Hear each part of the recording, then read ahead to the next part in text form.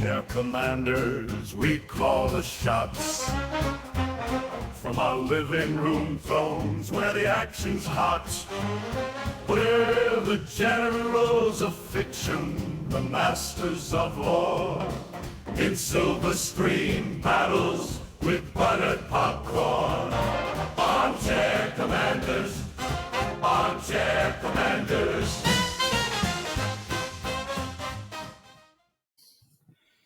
Alrighty, welcome to the Armchair Commanders podcast. My name is John, and my partner in crime, Jack, is not here with us this week. He is busy being an artiste at his local theater. But fortunately, I'm joined by Andy and Kevin from the Ham and Jam podcast. Guys, welcome. And if you'd like to tell the folks a little bit about yourselves. Absolutely. Andy, go ahead. Well, yeah. Thanks for having us on, John. I'm Andy Bryant, one half of the Ham and Jam podcast. We are a historical World War II podcast just dealing with the British Airborne forces in World War II into our second season. I'm Kevin Getz. By day, I am employed with the Indiana State Police, and when I'm not doing those duties, I'm helping Andy record our podcast, and I've been a living historian since the late 90s, and primarily with an interest in the British Airborne. So that's kind of really my pathway, my journey to where I ended up today. So, as someone from Indiana, how I get... we've had quite a few people who are into reenacting on our show and are in that community. For me, I've always it's made a little bit more sense. I think the farther back you go to broaden your horizons, because obviously early American history is a little more narrow and defined in your reenacting abilities. But how did you as like an American get into British World War II reenacting when it seems like everybody and their brothers wants to reenact, being an Easy Company? Easy Company. Yeah, that's a great question. So it actually started when I was a kid. And I remember sitting in my grandparents' living room watching the movie A Bridge Too Far with my grandfather. And as a kid, I thought it was a great film. The kit was really cool. The music was really cool. I had no idea that it was a failure. No idea whatsoever. And that memory just stayed with me. And it's one of my favorite films of all time. Obviously, I'm wearing the shirt. I could sit and watch it all day. And it was actually through my interest, that I ran into a friend of mine who said, "Hey, have you ever done living history reenacting?" I go, "Well, over here in the States, as you know, John, it's either Civil War or Revolution." I had no idea there was World War II. And I was like, no, I had no concept. And so he got me introduced into that. And that's how I really kind of got started with that. And that's really laid the foundation for where I am now. All right. We did A Bridge Too Far was one of our earliest episodes. I don't know if you've had the chance to check that one out, but we did that with a member of, have you heard of the Airborne demonstration team? Yeah. So we had one of their guys, and his name's Blake. He's a super cool dude, but we reviewed A Bridge Too Far with him, and granted, their reenacting's just a little more intense because they actually jump out of planes for theirs, but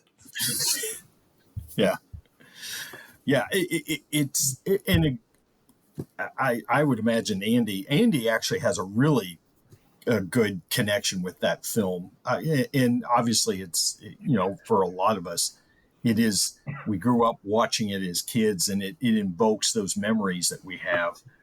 But Andy, you got to tell them your connection to that film. Well, I mean, same as Kevin. I grew up with A Bridge Too Far. I had a grandfather who actually served in Operation Market Garden. He wasn't actually part of the airborne element. He was actually part of the ground forces. He was part of 30 Corps.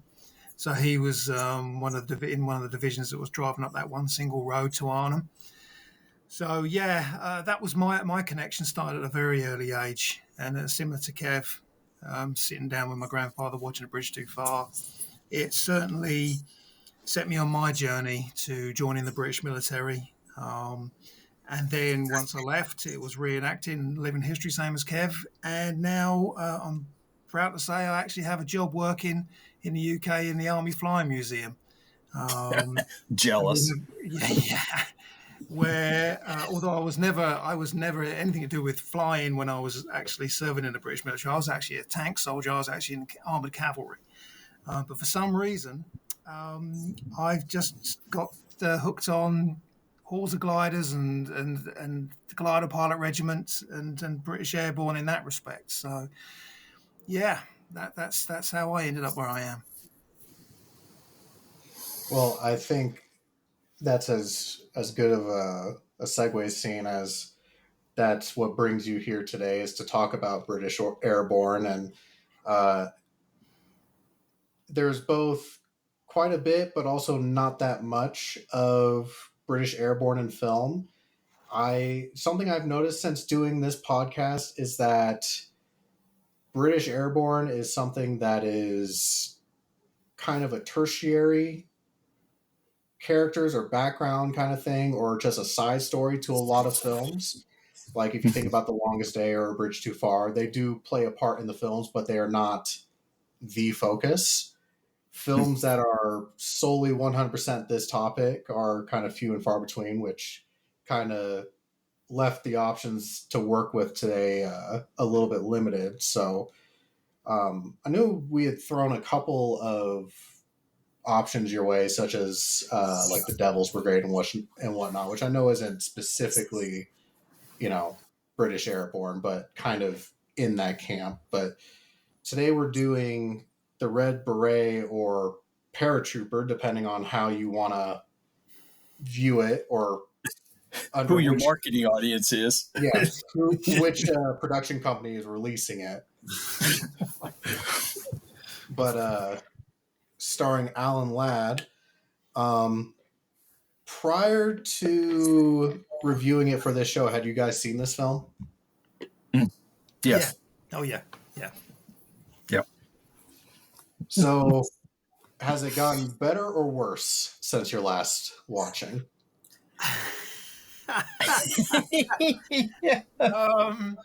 Well, where to start, really, isn't it, Kev? Yeah. Go ahead, Andy. Well,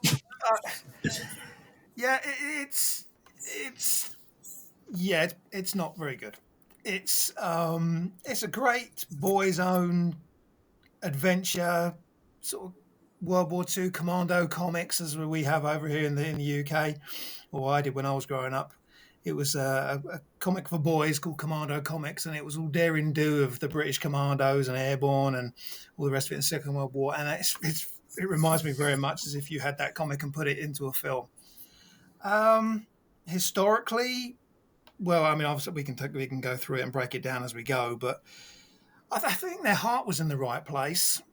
Mm-hmm. But I think I really do think it's a product of its time, and I really don't think that nowadays we expect to have a little bit more historical accuracy in what we're watching. And yeah, there's bits. Don't get me wrong. There are bits of it where you think, actually, you know what? They got that right. That's not too bad. Yeah. Okay. I see where they're going at. And then there's other bits where just outright laughable. I mean, What do you think, Kev? Yeah. Oh, I agree completely. There were, overall, it certainly is a film of its time. It certainly has that very 50s feel to it. Are there parts of it that I really liked? Yeah, absolutely. Obviously, we'll discuss the raid on the radar station. I think if they would have ended it after that, they'd have been better off. And I think when folks, your audience, if they want to go back and look at it, you got to keep in mind, look at it through that 50s lens don't try not to compare like Band of Brothers or Masters of the Air to it, because it's everything has changed on how we do that. And I dare say our audience, they're smarter. They're really smart. They know their stuff. So they are going to view that film and do exactly what we do, which was nitpick it here and there and find the little mistakes and go, oh my God, this is horrible. Mistakes. But I think I think Andy's right. If you look at it through the 50s lens, just as like a fun roller coaster commando comic type film, it's okay. I think another lens that's important to keep in mind, and I have to remind myself this a lot when I watch movies from the 40s and 50s, and like, don't get me wrong, I love movies from the 40s and 50s. Yeah. Much like you guys, like I watched movies with my grandfather. He had a huge impact on what I watched as a kid. I saw this movie as a kid, and I didn't remember the fact that I saw this movie as a kid until we were chatting with each other, and one of you guys mentioned like, oh yeah, the guy dying from the Roman candle scene. I'm like, wait a minute, I saw that when I was 6. That was traumatizing. Yeah.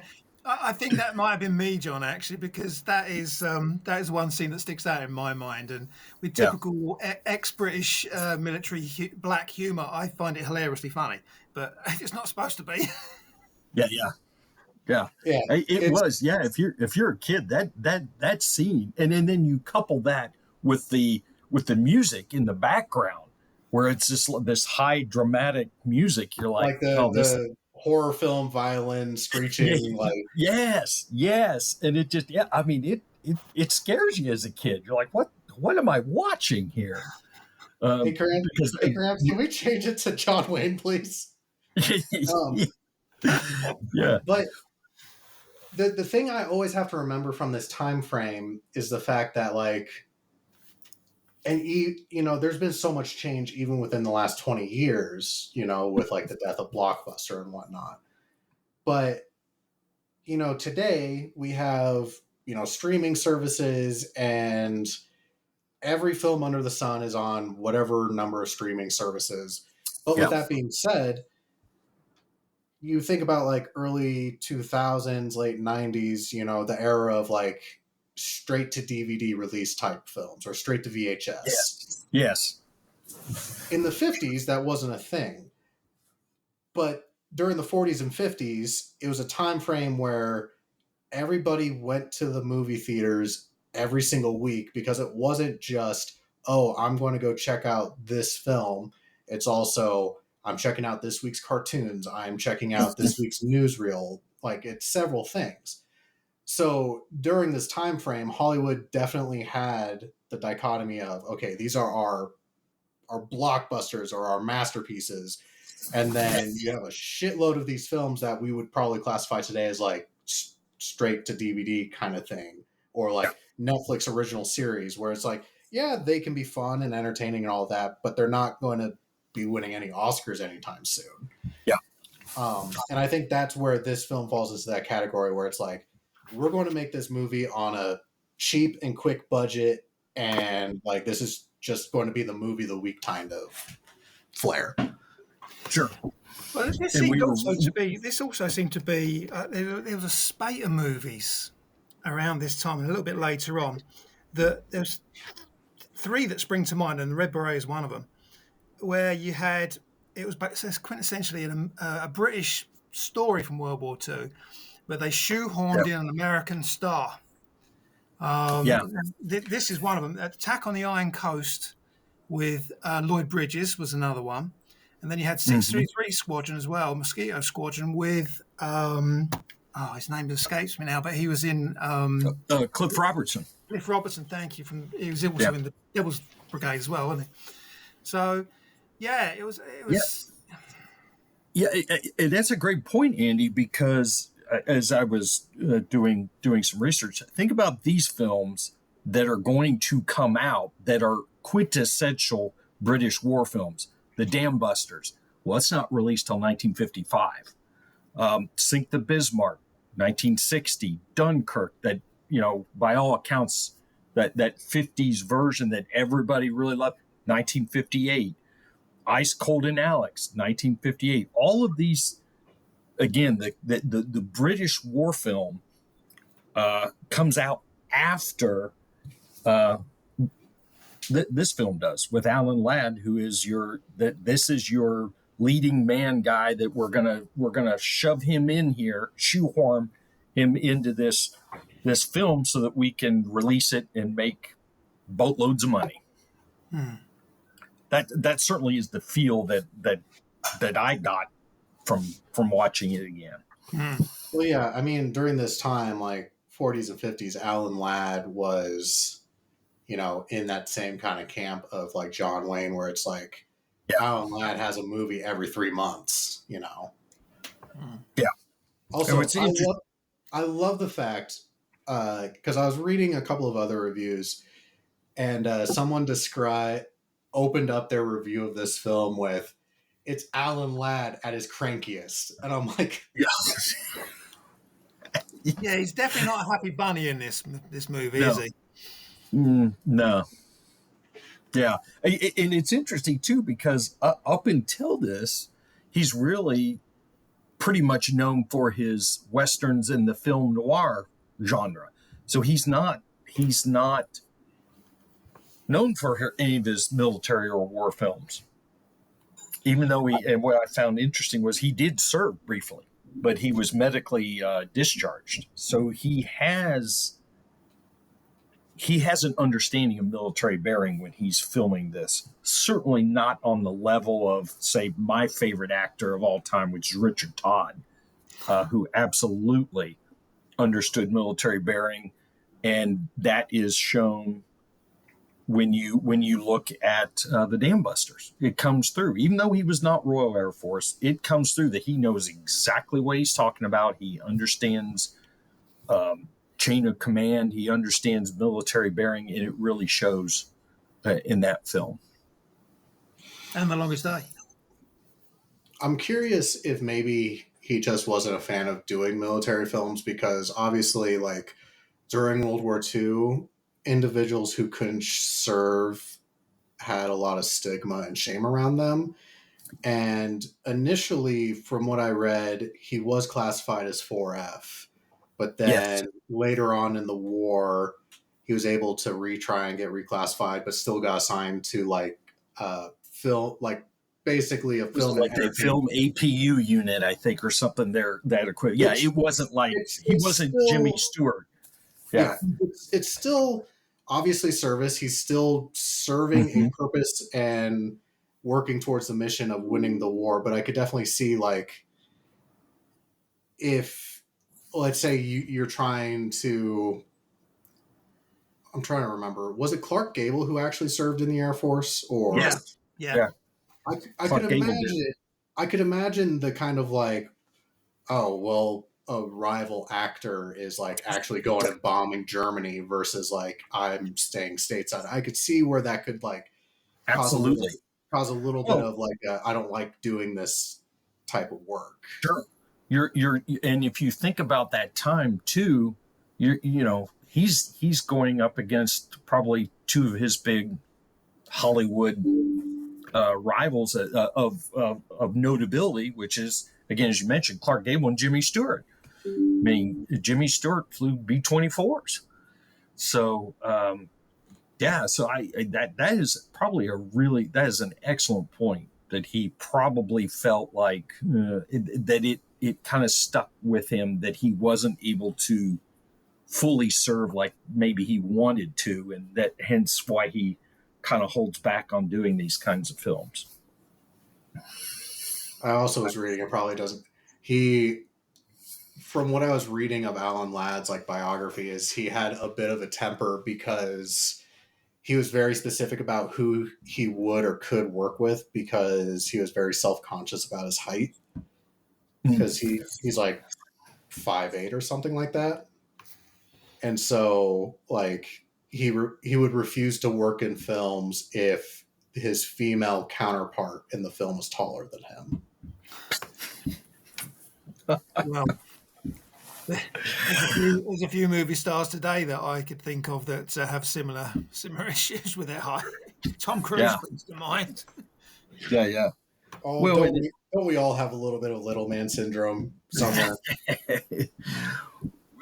it's interesting there because you look at his performance in Shane, and you look at this, and watching this, I'm like, it was stiff, it was wooden, it was. Well, I don't know what it was. I think some of that you can blame on the script because it's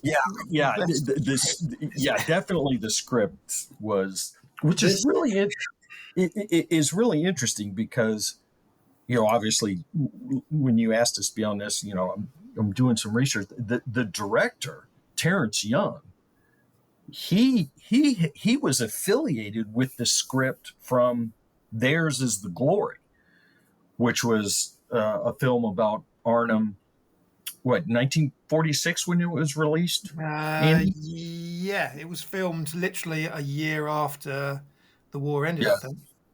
Yeah. And it's all veterans. So Terrence knows about script and understands, and then he's directing this thing that was just, like I said, the script is not. There's a couple moments that are good, but overall, it's a pretty bad script. This movie came across to me as very bare bones. Yes. This movie clocks in at like an hour and 20 minutes, so it's not a long movie. But like you said, it feels rigid. Our movie, it gets right into it. Like there's very little like lead up or kind of, easing into it. It's like we are immediately starting off with bayonet training, and this is how we're going to establish that Alan Ladd is a dickhead. Like, and I don't know why they thought it would be a good idea. These guys, in reality, most of them have come from the British Commandos. So the first scene of the movie is these guys who are actually supposedly at Ringway for their parachute training, being taught hand-to-hand combat and bayonet fighting by an RAF jump instructor. I mean, straight away. And to your point too, okay, this is jump train. Well, there really isn't a lot of, if you're looking in the background, okay, well, how are we going to make this? Oh, we'll just put a guy in a harness. We'll just swing him around a little bit. I love the like air balloon basket that they had in the background. Yeah. I mean, you got to make sure you're not going to get air sick at the air balloon. Yeah, you don't see guys jumping, Andy, correct me if I'm wrong, there was actually like a giant fan that was used when they jumped, and it would help. And you don't see any of that. They called it the fan descent. Yes, the fan descent. So you don't see any of that. You just, like I said, we'll throw these guys in a basket and we'll just kind of push it around a little bit. And I thought it was really interesting because, we talked about the script. So, Richard Todd, again, my favorite actor, he was actually asked to have Alan Ladd's role. He was approached, he read the script, and this is what he said in his book, In Camera. It says it's a 2-piece biography that he wrote.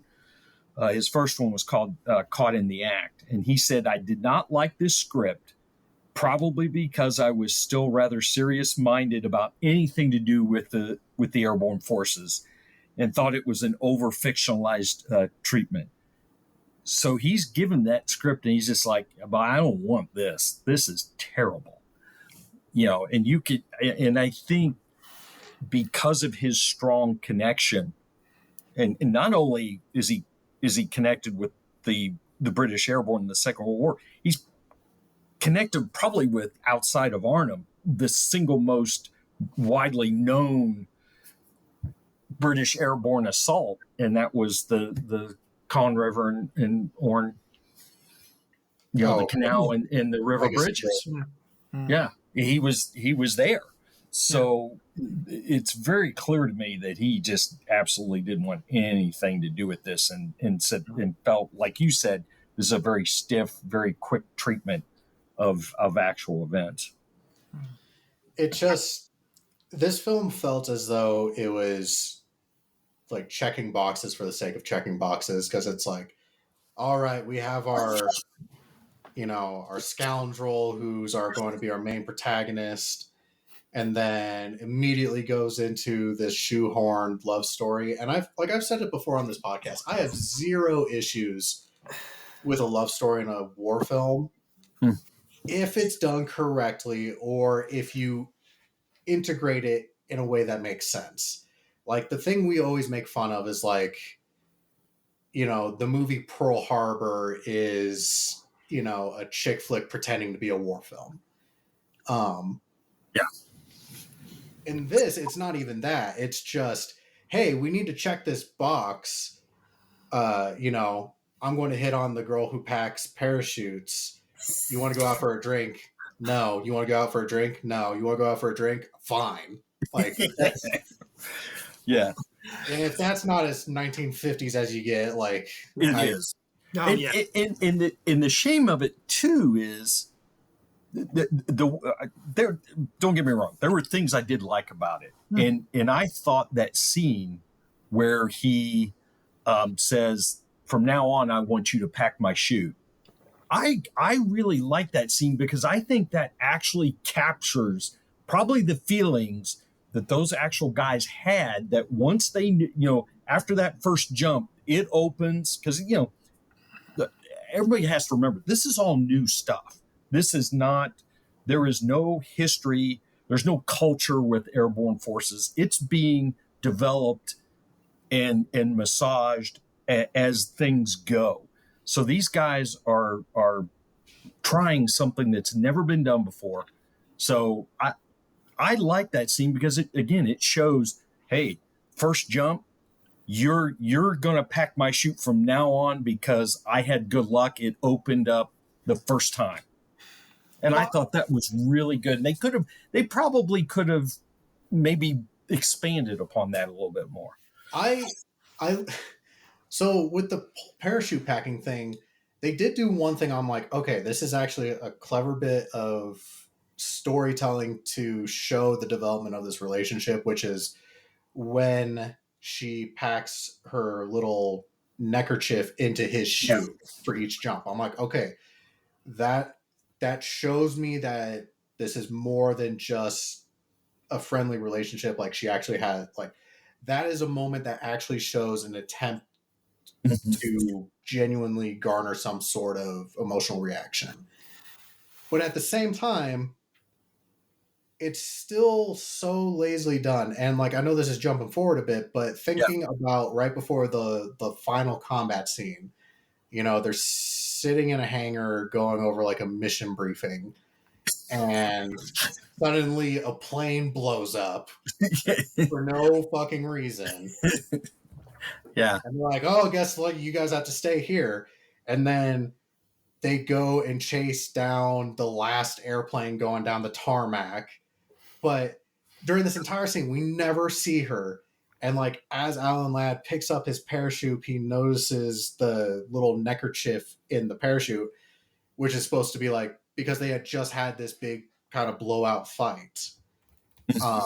And so this was supposed, like, you see like, oh, she still does love me. And then like, he looks back and suddenly she's just there at the hangar where they're holding this secret briefing. And like, that's what I thought. Maybe she was behind. Yeah. She was behind the easel. Yeah. Yeah. I mean, before we move on, staying on the parachute packing thing, that was actually one of the few things that's a bit unfair to say few things, but one of the things they did get correct. The whole thing where he wants to change his parachute when he first meets her, that's actually correct. They did have the right to change their parachutes before they accepted them for a jump. For whatever reason, they could go and switch out parachutes. So that was something they did actually get right, believe it or not. And I actually Yeah. think that the beginning of the movie with the stuff where they're actually training is actually better than the stuff that comes on later on with all the action scenes and everything.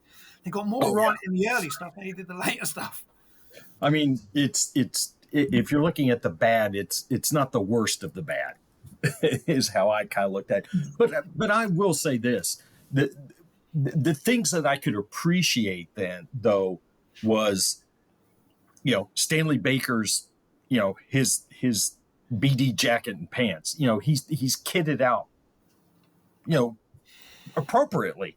The WAF uniforms were great. It was, keeping in mind this is like 1952, 53, so they're going to have access to that stuff. So it's not like a film today where somebody has to, try and find the plans or the stuff to make new uniforms and go and have to do all this research. They probably just had free access to this stuff. Yeah, there was the British Army was still wearing battle dress. It was slightly different design of battle dress, but all the battle dress that I saw in the movie is all wartime vintage. It's all 37 and 40. And I'll be honest with you, John, and I know Andy. We've watched these British films. It was actually kind of cool to see the oversmocks. You typically in those films you don't see those, and that was pretty cool to see. And the bungee helmets as well. The early bungee helmets they used for training jumps. Absolutely, that was a really cool bit of kit to see, and I thought that was really good. They did do their work on that, so I'll tip my hat. Speaking of training jumps, I found it, like we said, this film feels kind of rushed and stiff, especially when it's going in the training thing, because it's literally just hand-to-hand combat. All right, we're going to go jump out of a balloon now. But I actually really enjoyed the balloon jump scene because it's so different. Mm-hmm. There's plenty. There's umpteen million airborne films, and it's always, and don't get me, I love the C-47, but it's always we're jumping out of the C-47. So there's only so many iterations of that you can see. This is the only time I can think of in a war film that we're not jumping out of a C-47. Yes. And the fact that sorry. Again, I was going to say, and Andy could probably agree with me on this one, is too. They're when they're getting ready to do the air quote Bruneval raid, they're jumping out of this bomber, and they're doing it like they were supposed to. Odds on one side, evens on the other, and it's they're jumping correctly. That was actually, you're right. That was really refreshing to see. Very early development, early stages of what parachuting was like for the British Airborne. It wasn't immediately, here's the United States handing over, a truckload of Dakotas, C-47s. They had to use outdated, and that was really refreshing to see a scene like that where they're actually jumping the way the early guys, the early pioneers did. Yeah, they're jumping out of Wellingtons, which is obviously they would have been Whitleys, but just to see a Wellingtons in the air is great because obviously again they were still flying at that time when this film was made. But yeah, again, I mean until the C-47 came along, that's how the Brits did it, and there wasn't. And even when the C-47 did come along, because we had different parachutes to the American style ones, we didn't do this whole stand-up hookup business. We didn't hook up, above our heads.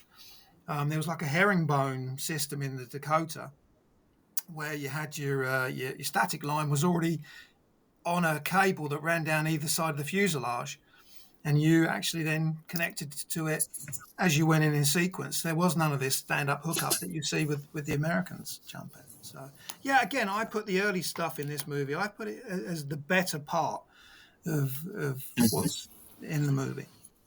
The only complaint that I really had about the early stuff is I was not getting a sense of where we were chronologically in the war.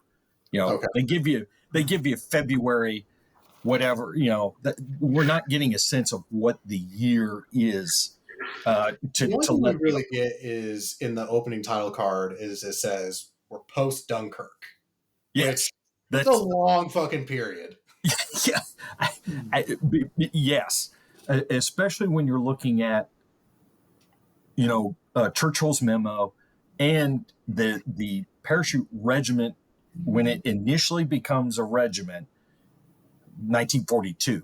So that's a long period of time where we're not getting any sense at all. Okay, where are we in the war? What's going on here? Especially until we get to almost near the end of the film, they're like, "All right, we're invading Africa." It's like, oh, yeah, okay, yeah. I mean, it was not. We just got done talking. Andy and I did with regards to the Operation Colossus. That was not. They were not parachute. They were not a regiment. It was SAS. Yeah, not the SAS that was in the desert. This was a different SAS. Same name, yes. different group. Different group, but they were not officially known as the Parachute Regiment at that time. So that was one of my big issues with that very early stuff is unless you are in the know, it's very hard to track where are we in relationship to everything else that's happening during the war. So, as far as our first combat scene, is there any kind of truth or basis, or is there a real life inspiration for that, or is it just we need to show off a cool commando type scene? Oh no! It is based on reality. It is actually based on reality. It's based on the Bruneval raid, which was they call it Operation Pegasus in the movie, but it's actually Operation Biting, and this was in early 1942. So yeah, it's absolutely based on a real event. C Company of the 2nd Parachute Battalion.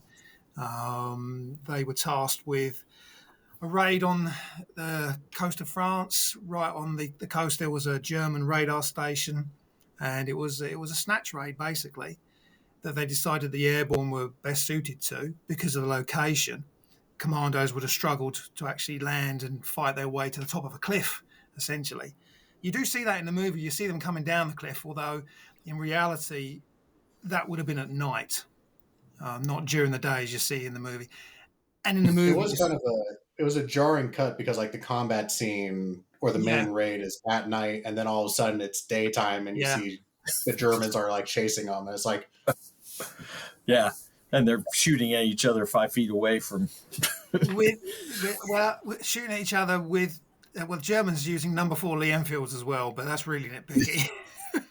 Hey, we're making a movie on a budget, okay? Yeah. It was based on a real event. It was based, and one thing I did notice as well that they did actually call them C Company, and it was obviously a C Company, 2nd Parachute Battalion that did do the Bruneval raid. They changed the CEO. Yeah, that's right. Well, the CO was then Major John Frost, who then was promoted Lieutenant Colonel, served in Africa, and obviously was at Arnhem Bridge. So, but yeah, they changed little things like the RAF sergeant that they produce while they're in the back of the plane, and say you got to look after this guy, and they call him. It actually makes me laugh a little bit. They called him Sergeant Box. His real name was actually Cox. So they just changed one letter. But that is absolutely true. An RAF technician did go on that raid, and his job was to supervise the snatching of parts of this radar that was on the top of the cliff. There was a battle, but it was quite as shown. I will say this, as far as the combat scenes go, that was probably my favorite part of the movie. I thought they did a really nice job. I loved the fact that we see early Stens. We don't see the Mark Vs. Well, and that that was absolutely correct because Bruneval was the first operational use of the Sten gun. yeah. No, that was they got So it right. yeah, that was really cool. I just thought it was. I just liked that sequence altogether. And they did. They each squad was separated into different tasks. They did. They hit the house. I thought the combat stuff inside the house was good. Guys chucking grenades in rooms. I thought that was I was going to say the grenade budget on this film was a little absurd, though. Yeah, yeah, yeah. I mean, and in reality, there was actually only one German in the house. yeah. In reality, there was one lone German who was up on a upper level, firing down on the guys with his rifle, and they killed him with a burst of Sten gun fire. The rest of the Germans, there'd been bombing raids, and that house had actually been hit by a bomb which didn't explode. So the Germans, in reality, when it came to night, they actually went and slept in nearby houses or in trenches. But so a little bit of artistic license, but yeah. Yeah. Yeah. Oh, was- one thing I did pick up on as well, Kev, I don't know if you picked it up, was they're using leg bags in 1942. Yeah. So, which that's about a year or so too early. But the Yeah. containers, that was true. They did. Yes. use The containers. the containers, I'm absolutely. curious because this is the first time I've noticed it in a film. Is there a reason why in this film we see the like drop containers with like super colorful shoots, or is that just some random thing that occurred for this film? I don't know whether they're using coloured suits that earlier on in the war. They did have They lights. did use them for resupply. Yeah, I don't know whether or not on Bruneval.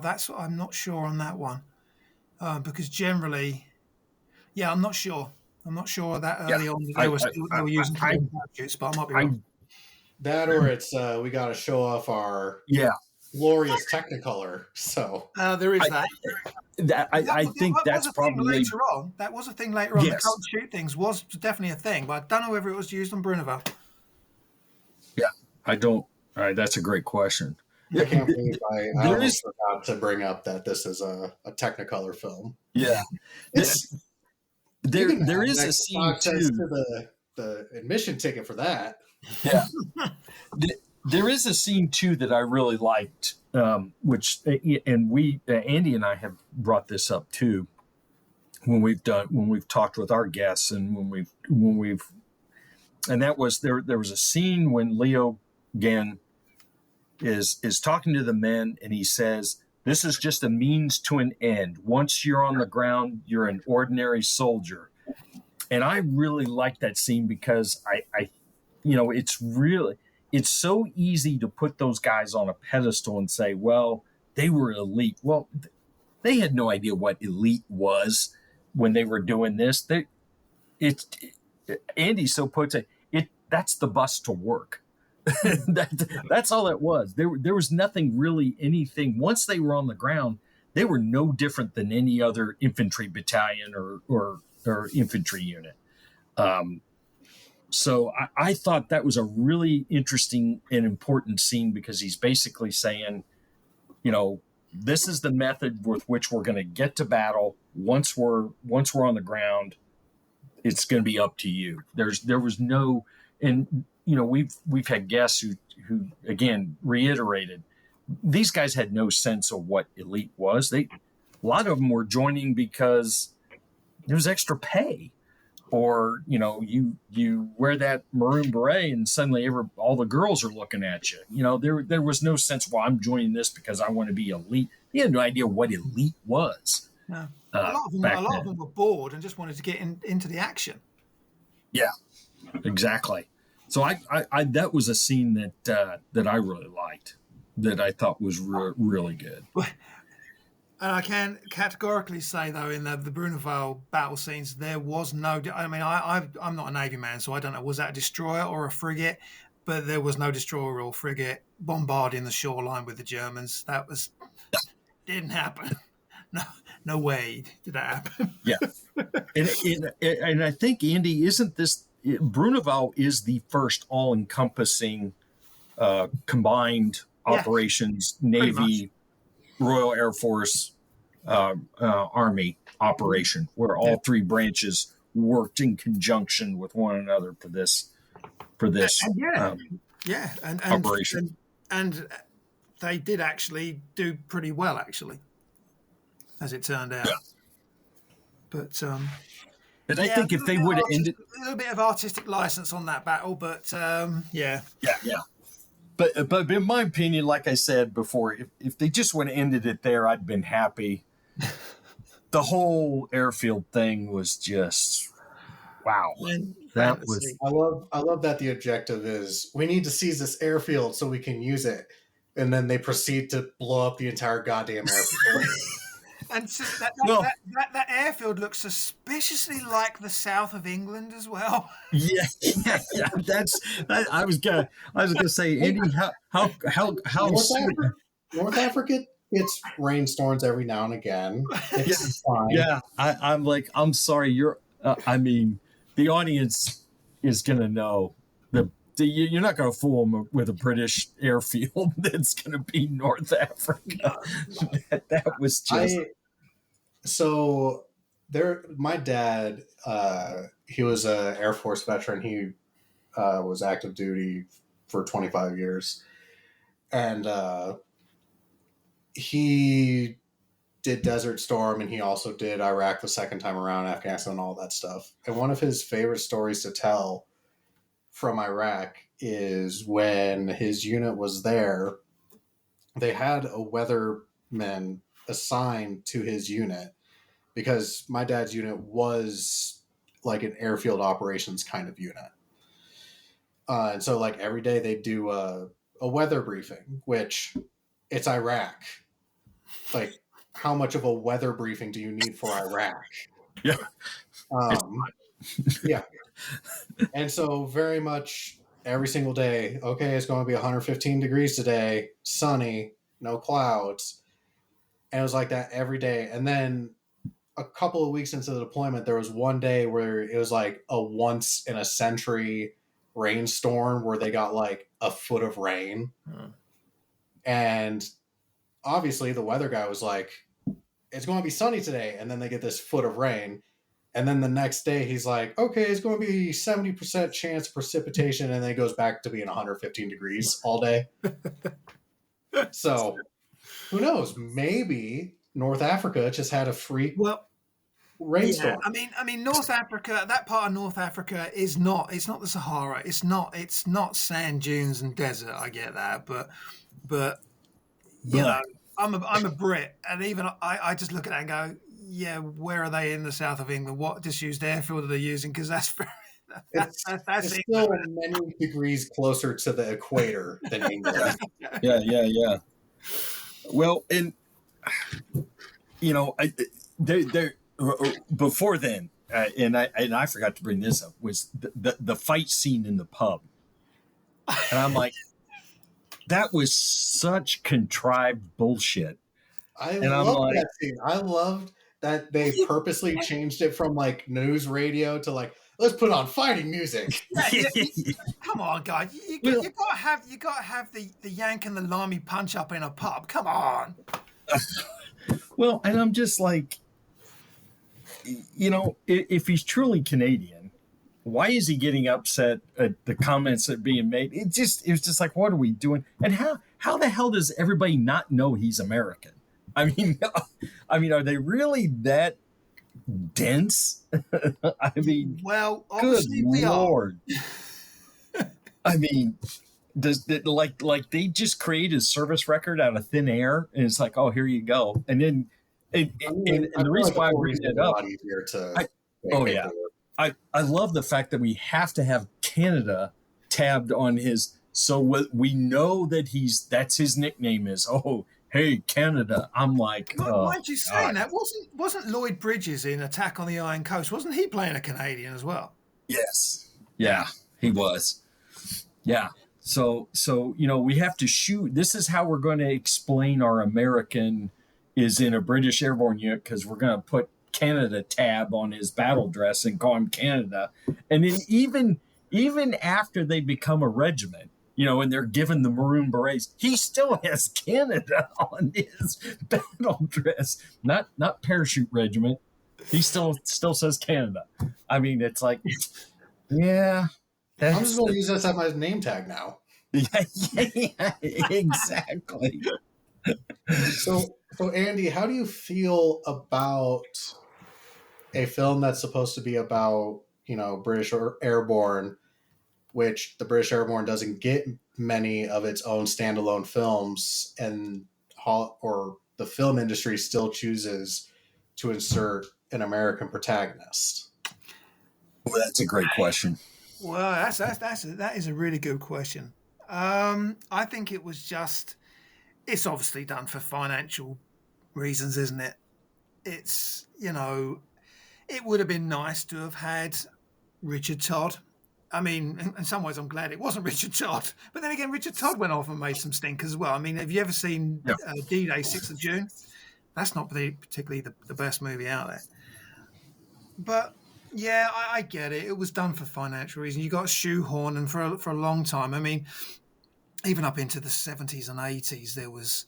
You've got a film called Zulu Dawn, and they've shoehorned,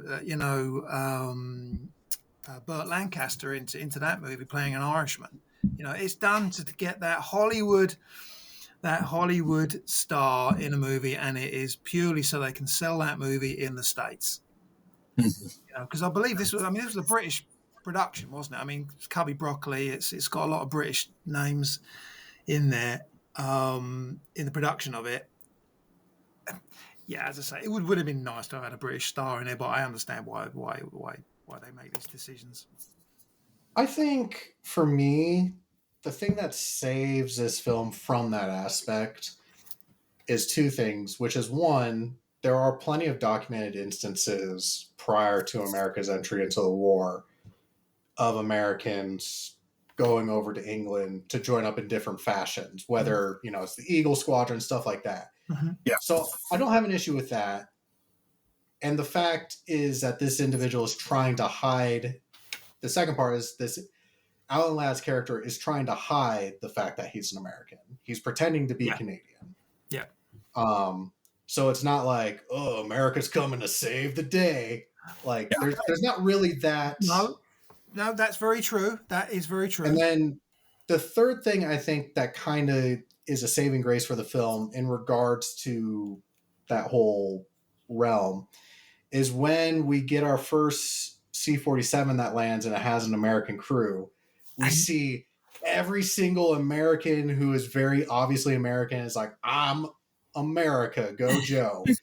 Like, they are the most obnoxious people ever. And it's like, okay, our main character may be an American, but I don't want to say he's renounced it, but he's not trying to associate with them. No, Yeah, so I mean, I think that's the saving grace to that plot line. Yeah, I mean, and also as well, those American aircrew don't exactly come off as being. I mean, talking massive stereotypes there when you watch it as well. Isn't it? It's very much, so yeah, no, that's very, very true. There were plenty of Americans who volunteered to come over, before the States joined officially the Second World War. But yeah, I think you raise a very good point. I think it was actually I've seen it done more on the nose than this movie's done it. There was some attempt to make the guy redeemable, even though he was an American an American playing a Canadian in a British unit. So, although he does spend most of the time being pretty grumpy, as you said. You know what I really needed more of in this film, though, is I needed more of that Sergeant Major. Like, yeah, I love the drill sergeant or the Sergeant Major character in almost every war film, and like, I don't know, just British Sergeant Major hit me just right, and I wanted more of him. Well, yeah, Kev, I mean, I've made this in my notes, and I'm pretty sure that you've probably made these in your notes as well. These observations. RSM Lord, do you think? Yeah, that's the first thing I thought of. Yeah. Yeah, Do you want to? you're spot on, John.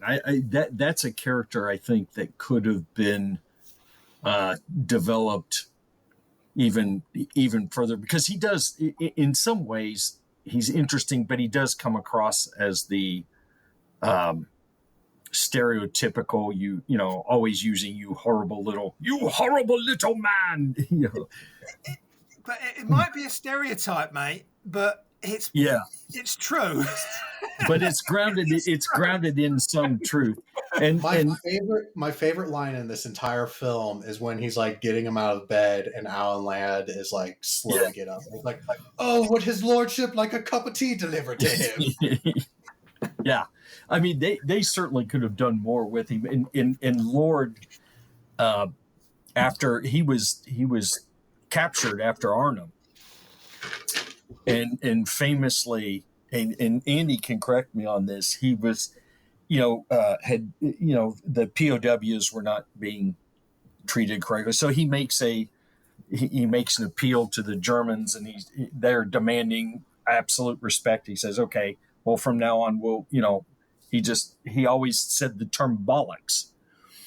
And then after that, every POW para would always go to the Germans saying bollocks. And they thought it was a term of respect and endearment. And this was what he was able to pull off. So that tells you. I'm sorry, but to hear an American say bollocks, it's bollocks. It's yeah.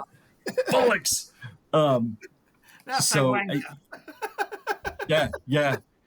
So that was in the Harry Andrews character is Andy's spot on. That's the first thing I thought of when I saw that character. Is based okay. on an actual guy called. It's based on Lord. Yeah. Lord. The thing that I'll tell you what I liked about this film was, and we had done an episode, recorded an episode with our good friend Paul Woodage. And I had asked the question about why the fascination with the British, with the regiment, with the Maroon Beret. And he says, well, it's not really necessarily with the regiment itself. It's the greatest hits. And that's Pegasus Bridge. That's Arnhem.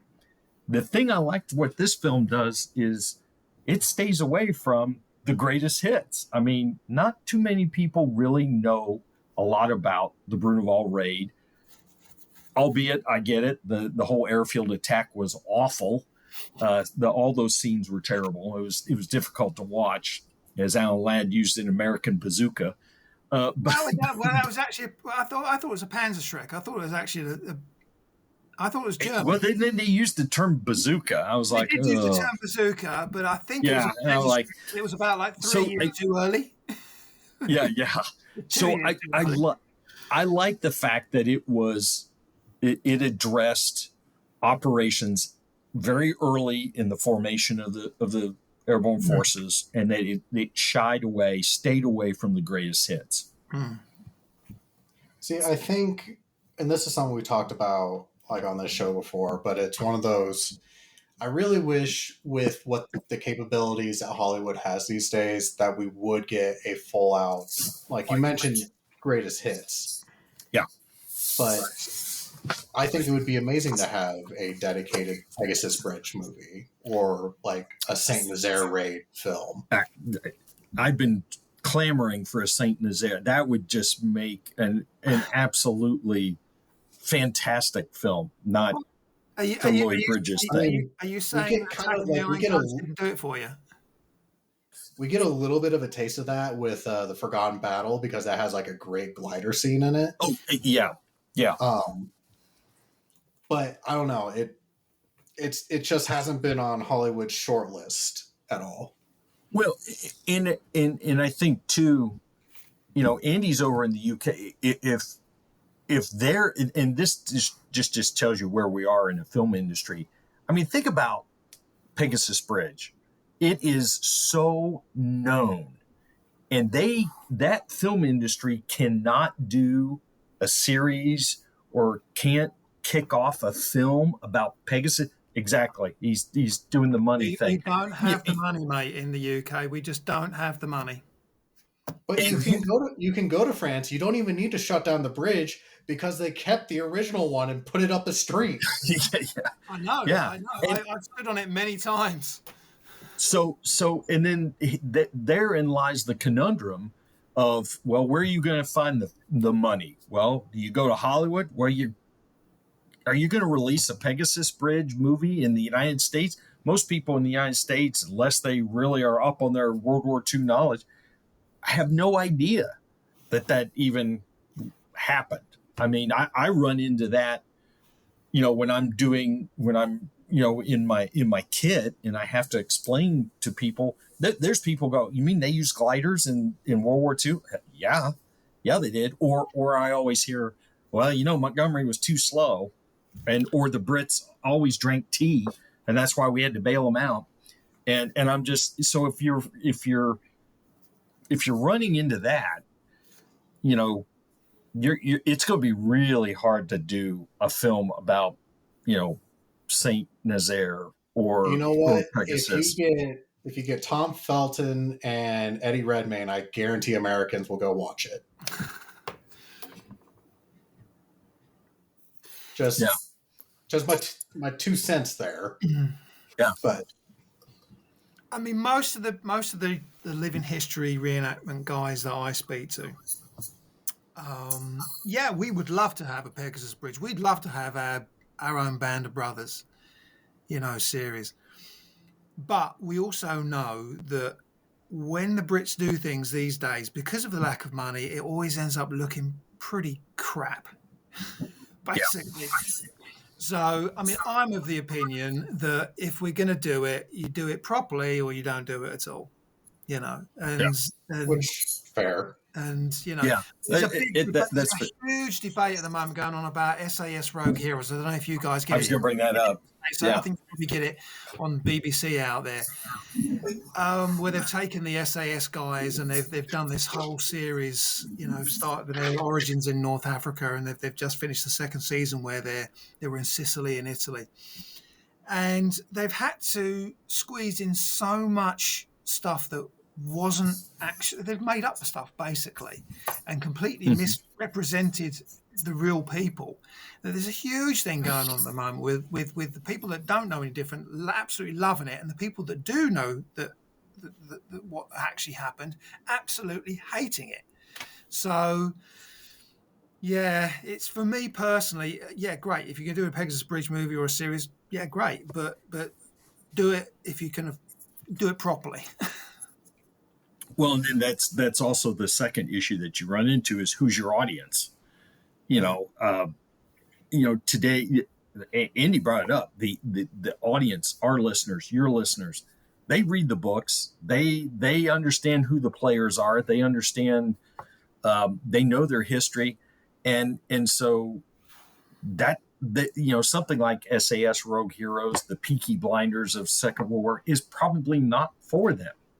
It's for the general audience who really doesn't know. We're just going to try and draw in viewers, and that's what you end up with. Because again, we just got done going through the Red Beret, and because we know a lot of what's going, we know the history of it. We're sitting here nitpicking it to pieces.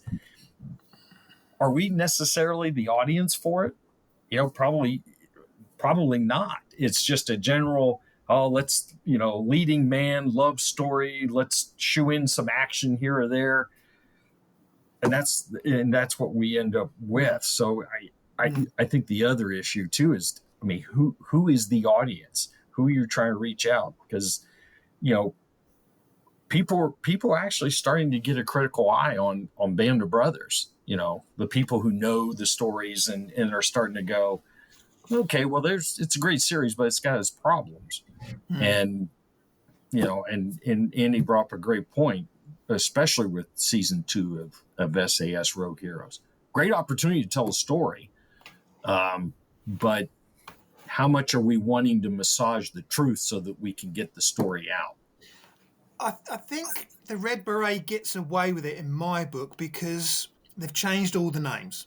They've changed all the names and they've changed history That's a great point. enough so that I don't sit this. They're getting really wound up about it. This is more of a British paratroopers are awesome, not this is a true story. Well, yeah, exactly. Yeah, Yeah. It's again, Yeah. we're sort of kind of finishing where we came in. It's a story and a film of its time, isn't it? Yeah, I think so. And for the audience of that day, especially if you look at the UK audience in the 50s, still struggling with post-war, the economy, this is escape. This is escapism.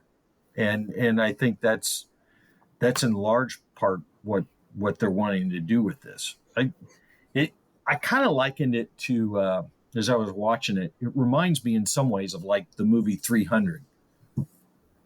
I like it. I love 300. Yeah. Great roller coaster of a movie. Historically, crap. We reviewed, that was one of our earlier reviews, and that's basically what we said. It's like 300 is a movie I watch at least once a year because it is fun, it is entertaining, like artistically, it's a good movie. If we're going there for historical accuracy, we got issues, but not to go down a rabbit hole because we're supposed to be talking about Red Beret, but the difference with 300 is the way it's shot. It's shot in such a hyper unrealistic sort of way that it is shot as a living comic book, isn't it? Because obviously the source material it still has that comic book feel. So I mean, I love 300. I think it's absolutely fantastic. But I think it's something to do with the way it was shot as well. It's almost from the start you say this isn't actually going to be a history lesson. This is a comic book. Which is what Andy mentioned when we first started chatting, was really that's what the Red Beret is. It's basically a commando comic. It's lifted off the pages. Now we're going to put it on celluloid. So what would you say would elevate this film to a place you would want it to be? What do you think this film needs to? I'm sure there's probably a few, but what's the biggest number one ticket item for you to elevate this film to the next level? Wow, that's a really, really good question. Kev, you got any thoughts? Let me think on that one. Yeah, you know what? I would have liked to have seen them chop everything after Bruneval and then do all of the lead up to the raid, all the training, all the prep up to the raid, and then show the raid, and then show them coming home after the success of it, because they really didn't go into depth as far as the success of what the raid was. I mean, there's Mountbatten was waiting for him, and he's sitting there, chatting with Frost, and they're looking at photos. I mean, there's photos of him, being. So I think for it to be really something other than what it is, to kind of elevate that, I think you just don't do any of the North Africa stuff. Focus entirely on the Bruneval raid. That's probably I'd go with that actually, because thinking on it, the actual Bruneval, or so-called Bruneval raid, Operation Pegasus they call it, is more accurate than the Bone airfield stuff, because that is the jump on Bone airfield did take place in North Africa, but there was no opposition. There was none of this huge battle. The Germans were going to fly in a German paratrooper Fallschirmjäger battalion, but when they were actually in the air apparently, but when they found out the Brits had beat them to it, then they turned around and went home. So there was no big battle. So that's probably not a bad shout, actually, Kev. Yeah, make the film about the early training and Bruneval and end it on a high in that respect. And Because I I think mean, it really shows. I think that what a great opportunity to really show again the baby steps that were being made by the airborne forces at that time. You know, this wasn't a vacuum. It wasn't like all of a sudden, poof, they were created, and then D-Day happened. I mean, there were a lot of hard lessons that were being learned.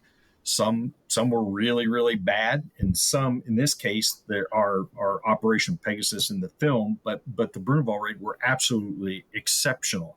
It showed the certainly what airborne forces were capable of, and boy, if they would have done that, I think that just would have elevated the film to a much higher level.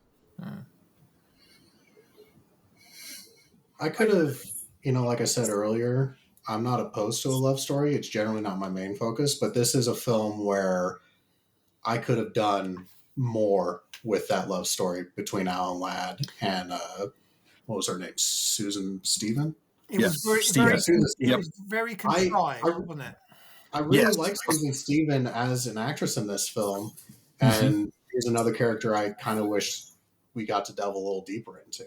So, in combination with your, cutting out Africa and just focusing on that first raid, I think that would open up more space to delve into that, kind of love story that they were trying Absolutely. to. Because if you take all that back stuff out and then you expand the training, you're going to see more interaction between Ladd's character and Susan Stephen's character. There's an opportunity for them to want to have to be together because he's constantly going to be checking his chute. They're going to interact.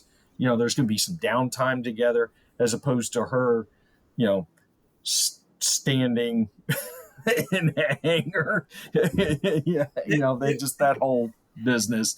But yeah, that I agree, and that would have certainly presented a great opportunity to have those two characters interact. They've gone for action over character development, haven't they? Basically, Yeah. So no, I think so. Yeah. Because certainly the length of the film plays a role in that as well. I mean, like you said, it's a short film. It's short. But even with it being, you can have a short film if you just apportion time correctly. Yeah. And this is one of those things where they're trying to put too much in it. Oh, totally agree. I think this is as good a time as any. What are you guys drinking today?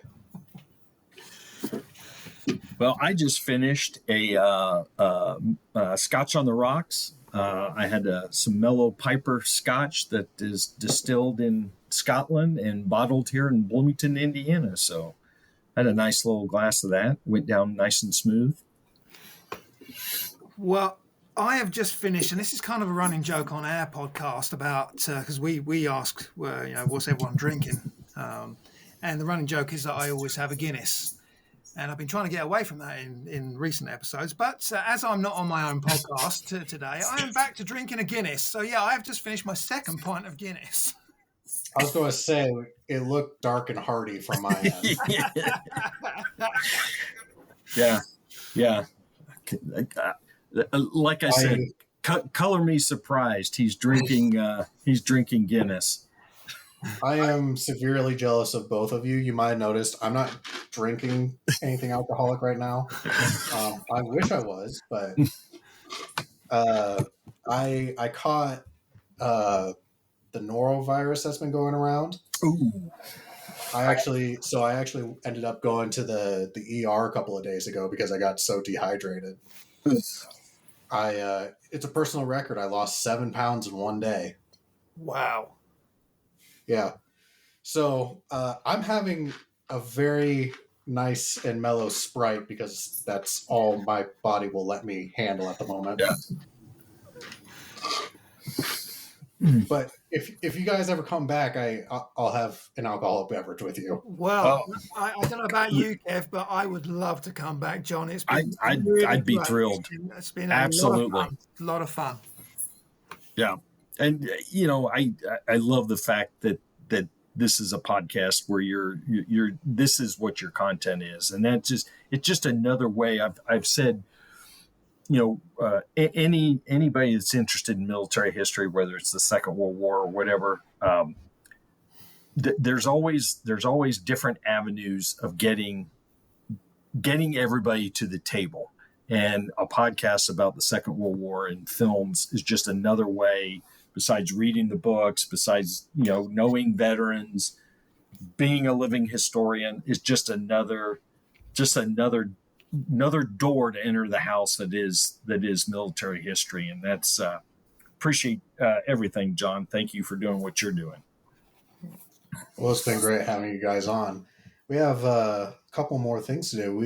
We still have to rate this film. Around here, we don't do stars because we think stars are boring.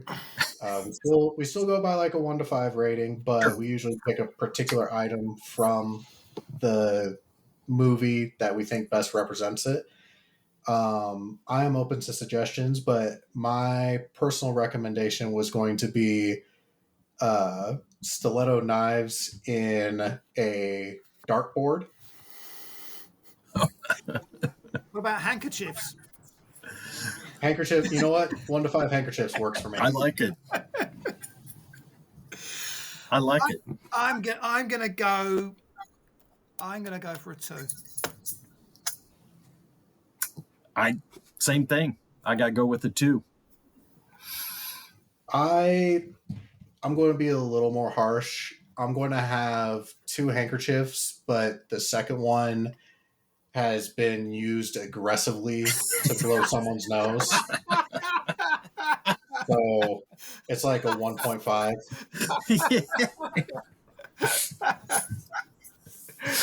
I thought it was a fun film. I'm not sure when or if I would watch this film again. Yeah. And it's we've discussed it. It is rigid. The writing seems a little lazy. I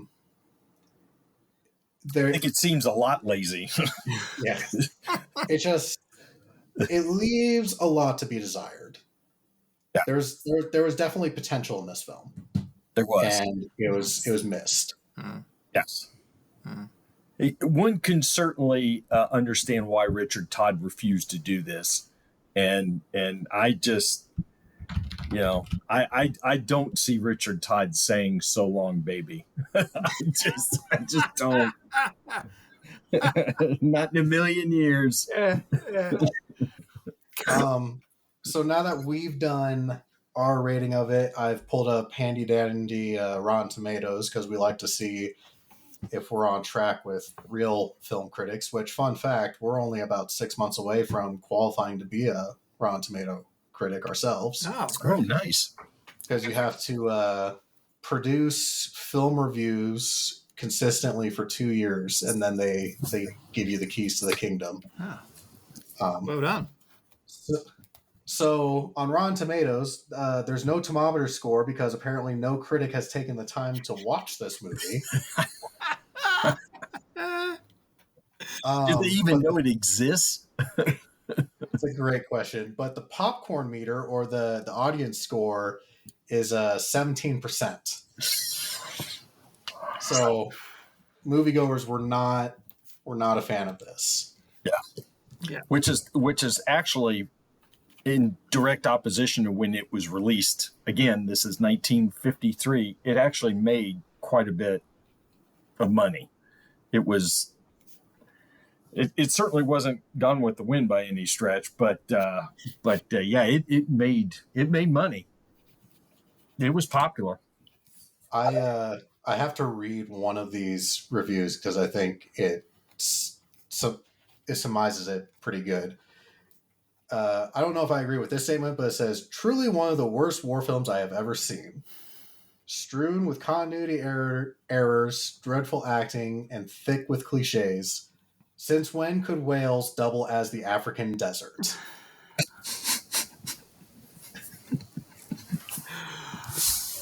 Okay, so it's Wales. I thought it was England, but Wales, England's pretty similar. Right.